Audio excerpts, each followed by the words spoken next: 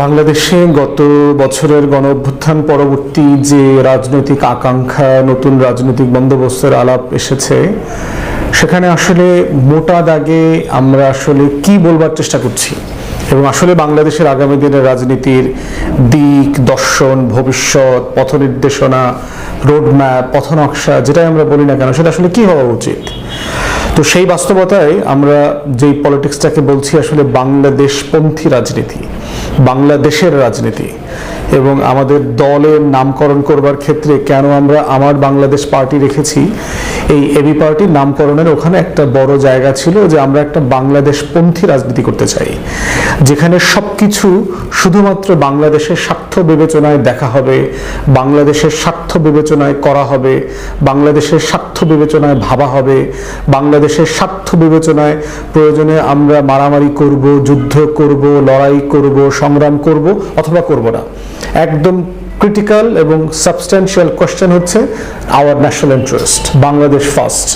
তো এই বাংলাদেশ ফার্স্ট পলিসির কথা যখন বলছি, বাংলাদেশপন্থী একটা রাজনীতির কথা বলছি, এটা দিয়ে আসলে আমরা কি বোঝাই, কি করতে চাই এটা দিয়ে? এইটা হচ্ছে এই রাজনীতিটাকে যদি আমরা আমাদের হিস্ট্রিতে দেখি, আমার শত শত বছরের আজাদির লড়াইতে যেমন ছিল, আমাদের পূর্বপুরুষরা যেমন করেছেন, বাংলাদেশ আমলে এটা হচ্ছে শহীদ প্রেসিডেন্ট জিয়াউর রহমান করেছেন, একমাত্র ব্যক্তি যিনি আসলে এই বাংলাদেশপন্থী রাজনীতিটার যে মোটা ক্যানভাস, এই ক্যানভাসটা তৈরি করে দিয়ে গেছেন।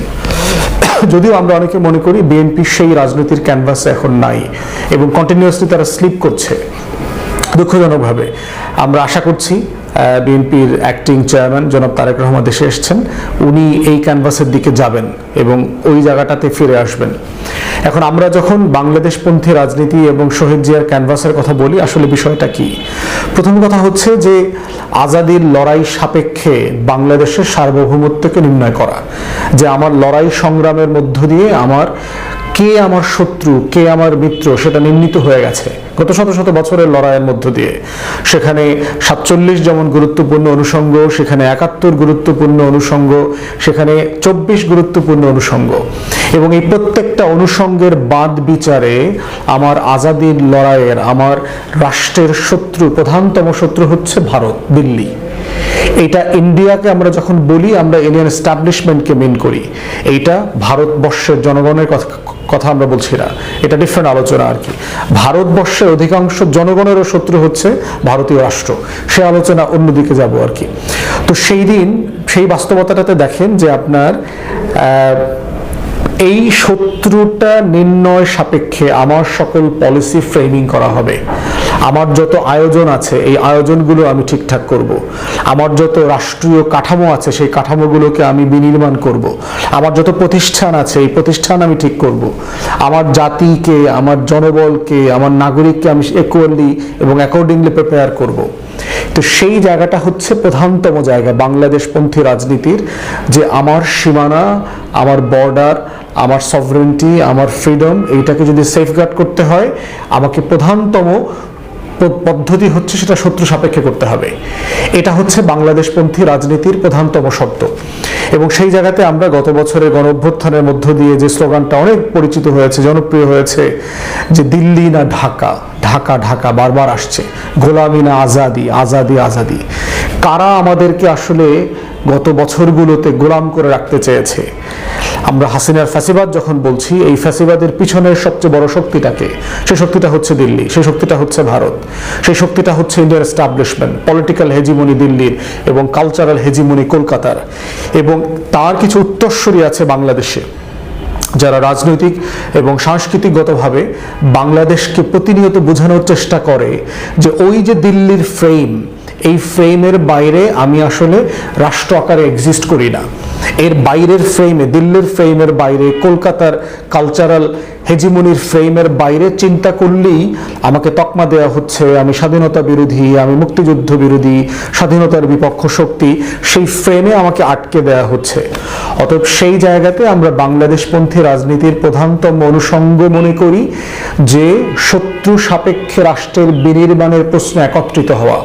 এবং একত্রিত হওয়ার জায়গাতে জুলাই গণ অভ্যুত্থানের সকল শক্তির নিজস্ব রাজনীতি আছে, বিএনপির নিজস্ব রাজনীতি আছে, জামাতের আছে, ইসলামী আন্দোলন, বাংলাদেশ বাংলাদেশের আছে, এনসিপির আছে, এবি পার্টির আছে, কিন্তু শত্রু সাপেক্ষে বাংলাদেশের যে সভরেন্টির ক্যানভাস, আমার স্বাধীনতা সার্বভৌমত্বের যে ক্যানভাস, এখানে আমরা সবাইকে সেই শহীদ জিয়ার ক্যানভাসের মধ্যে রাখতে চাই, তুলে ধরতে চাই।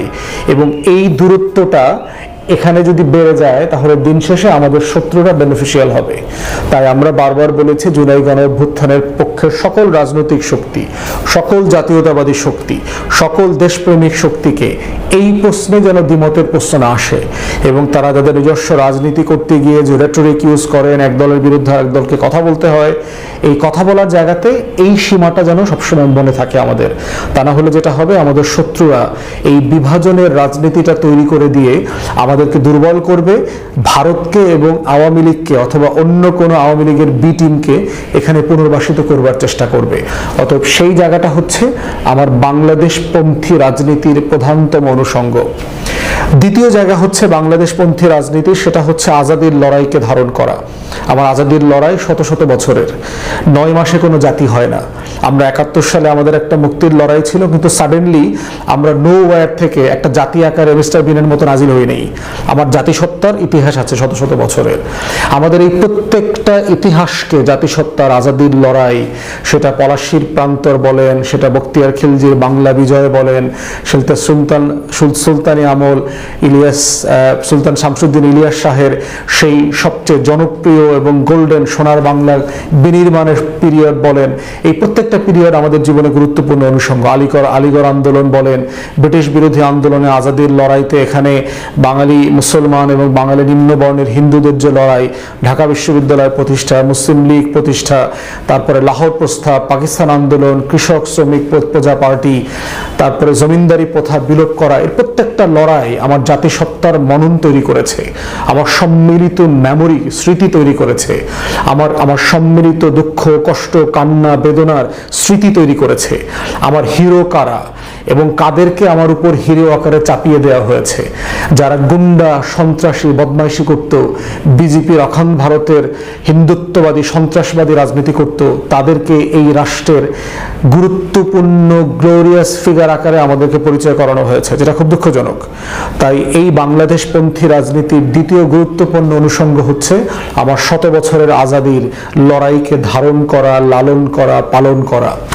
তৃতীয় হচ্ছে বাংলাদেশে ধর্ম প্রশ্নকে যেভাবে ডিসকার্ড করা হয়, যে ইসলাম ধর্ম, মুসলমানদের কালচার, আমাদের ঈদ উদযাপন, আমাদের রোজা, আমাদের শবে বরাত, শবে মেরাজ, কদর পালন করা, দাড়ি টুপি, এই প্রচণ্ড রকম একটা দেখবেন যে বাংলাদেশ রাষ্ট্রের সাথে মুখোমুখি দাঁড় করানো হয়েছে। তাহলে মুক্তিযুদ্ধ কারা করেছে? তারা কি মুসলমান ছিল না? তারা কি এই দেশের মানুষ ছিল না? তাহলে এইটা একটা গুরুত্বপূর্ণ অনুষঙ্গ আমার আজাদির লড়াইয়ের কনক্লুশনে এসে, যে এইটা বাঙালি মুসলমানের রাষ্ট্র, এইটা বাঙালি হিন্দুর রাষ্ট্র, এইটা সকল বাঙালি রাষ্ট্র, বাঙালি খ্রিস্টানের রাষ্ট্র। এবং এই বাঙালি আনাটা ধারণ করাটা মানে এটা না যে আমার মুসলমানিত্বকে ত্যাগ করতে হবে। তাহলে আমার যে একটা ন্যাশনাল ক্যানভাস, এই ক্যানভাসে হচ্ছে আমার এথনিক আইডেন্টিটি, আমার জাতিসত্তার পরিচয় যেমন গুরুত্বপূর্ণ, আমার রিলিজিয়াস আইডেন্টিটি, আমার ধর্মীয় পরিচয়টা ইকুয়ালি গুরুত্বপূর্ণ। এবং একটাকে আর একটার এক্সক্লুসিভ বানানো, মুখোমুখি করবার কোনো প্রয়োজন নাই, এটা কৃত্রিমভাবে করা হয়েছে।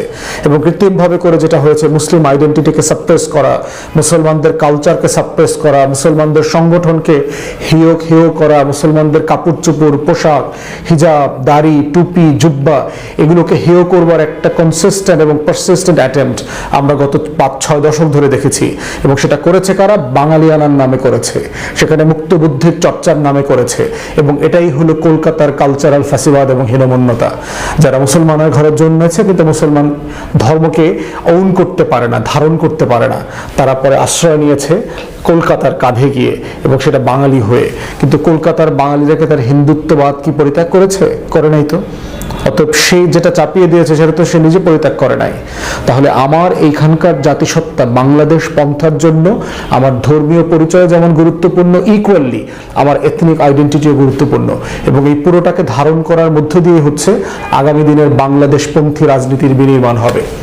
চতুর্থত হচ্ছে এখানে ভূ রাজনীতিতে আমার দেশকে এবং আমার ফরেন পলিসিকে অ্যালাইন করার চেষ্টা করা হয়, ডানে বামে, দিল্লিতে, চায়নায়, পাকিস্তানে, পশ্চিমে। এই প্রত্যেকটা সম্পর্ক আমার রাষ্ট্রের জন্য গুরুত্বপূর্ণ। শত্রু সাপেক্ষে যেহেতু আমার রাষ্ট্রের বিনির্মাণের প্রশ্ন আছে, শত্রুর সাথে যার সম্পর্কে সমস্যা আছে, শত্রুর বিপক্ষে যে আমাকে নিরাপত্তা দিতে পারবে, আমার রাষ্ট্রের সভরেন্টিকে গ্যারান্টি করতে পারবে, এমন প্রত্যেকটা সম্পর্ককে আমরা ভ্যালু করব, এমন প্রত্যেকটা সম্পর্ককে আমরা বাঁচিয়ে রাখবো, টিকিয়ে রাখবো এবং এই সম্পর্কগুলোকে ওন করব। সেটা এই অঞ্চল থেকে শুরু করে একদম আটলান্টিকের ওই পার পর্যন্ত প্রত্যেকটা সম্পর্ক যে বাংলাদেশের আজাদি এবং সভরেন্টিকে বাঁচিয়ে রাখবার জন্য ট্রাই করবে, তার প্রত্যেকটা সম্পর্ক আমার কাছে গুরুত্বপূর্ণ। এবং এই সম্পর্কটা লড়াইয়ের মধ্য দিয়ে তৈরি হবে, বর্তমানের বাস্তবতায় তৈরি হবে। সেটা অনেক বছর আগের একটা সম্পর্কের কানাঘুষার উপরে ভিত্তি করে তৈরি হবে না। বাংলাদেশ পন্থার আরেকটা বিষয় হচ্ছে যে নতুন করে সম্পর্ককে রিঅ্যাসার্ট করা। আমাদেরকে প্রত্যেকটা সময় আমরা দেখেছি যে ৭১কে কেন্দ্র করে আমার সম্পর্ক বিনির্মাণের একটা কালডিসাক তৈরি করা হয়েছে, একটা ন্যারো টানেল তৈরি করা হয়েছে, যে বাইরে আর কোনো রিলেশনশিপ নাই। অতএব সে জায়গায় এটা গুরুত্বপূর্ণ যে লড়াই সংগ্রামের মধ্য দিয়ে ২৪-এও নতুন করে একটা সম্পর্কের জন্ম হয়েছে। যে একসময় আমাকে অমুককে ঘৃণা করতে শেখানো হয়েছে কারণ আমার দাদার সাথে তার দাদার সম্পর্ক ছিল, এই জন্য আমাকেও আজকে ওই নাতির সাথে এই নাতির সম্পর্ক খারাপ করতে হবে। এটা লড়াইয়ের সম্পর্ক না। ২০২৪-এর আন্দোলন, সংগ্রাম, লড়াই, আজাদির মধ্য দিয়ে এবং প্রত্যেক দিন আমার স্বাধীনতা, আমার সার্বভৌমত্ব, আমার সভরেন্টি, প্রতিটা প্রশ্নের মধ্য দিয়ে হচ্ছে আমার নতুন নতুন সম্পর্ক বিনির্মিত হচ্ছে। এবং এই বিনির্মিত সম্পর্কই হচ্ছে নতুন করে আগামী দিনের বাংলাদেশ পন্থী রাজনীতিকে সলিডিফাই করবার জায়গা। অতএব পুরাতন কোনো বস্তা পচার চেতনা ব্যবসা চাপিয়ে দিয়ে আগামী দিনের রাজনীতিকে বিভক্ত করা, বিভাজন করা মানে হচ্ছে দিল্লির গোলামির ফাঁদে পা দেয়া। অতএব সেই রাজনীতিটা, সেই জায়গাটা যেন আমরা কেউ না করি। অতএব এগুলো হচ্ছে মোটা দাগে যে বাংলাদেশপন্থী রাজনীতির ক্যানভাস। এবং এর প্রত্যেকটা জায়গাতে দেখবেন শহীদ প্রেসিডেন্ট আউটস্ট্যান্ড করেছে, কারণ তিনি এই জায়গাটা বুঝতে পেরেছেন, ধরতে পেরেছেন। এবং আমরা সবাই বোধ করছি আগামী দিনে এই বাংলাদেশপন্থী রাজনীতির মধ্য দিয়েই সরকারি দল, বিরোধী দল, ডান, মধ্য ডান, বাম সবাই আবর্তিত হবে। এবং এই ক্যানভাসটাই হচ্ছে বাংলাদেশকে আজাদ রাখার একমাত্র ক্যানভাস। এবং রাজনৈতিক বিভাজন অথবা রাজনৈতিক বিভক্তি এই ক্যানভাসের বাইরে গিয়ে করলে আলটিমেটলি দেশ বিপদে পড়বে, শুধু রাজনৈতিক দলগুলো না। ৯৫-৯৬-এর অভিজ্ঞতাগুলো সবাই মনে রাখবেন যে এই বিভাজনের রাজনীতি, এই দিল্লির ফ্রেমের বাইরে গিয়ে রাজনীতি করবার জায়গাটাকে যদি আপনারা কম্প্রোমাইজ করেন, তাহলে দিন শেষে আপনারা আবার লেন্দুবদর্জিদের নামে দেশটা গোলামে পরিণত হবে।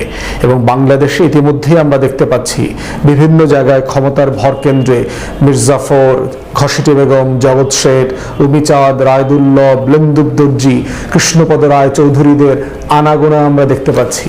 তাই ২৪-এর পক্ষের মানুষদেরকে, যারা শহীদ ওসমান হাদির রক্তের বদলা নিতে চেয়েছেন, বিচার চেয়েছেন, সেই পুরো জনগোষ্ঠীকে আমরা বলছি যে ইনকিলাব যদি জিন্দাবাদ রাখতে হয়, বাংলাদেশের আজাদিকে যদি জিন্দাবাদ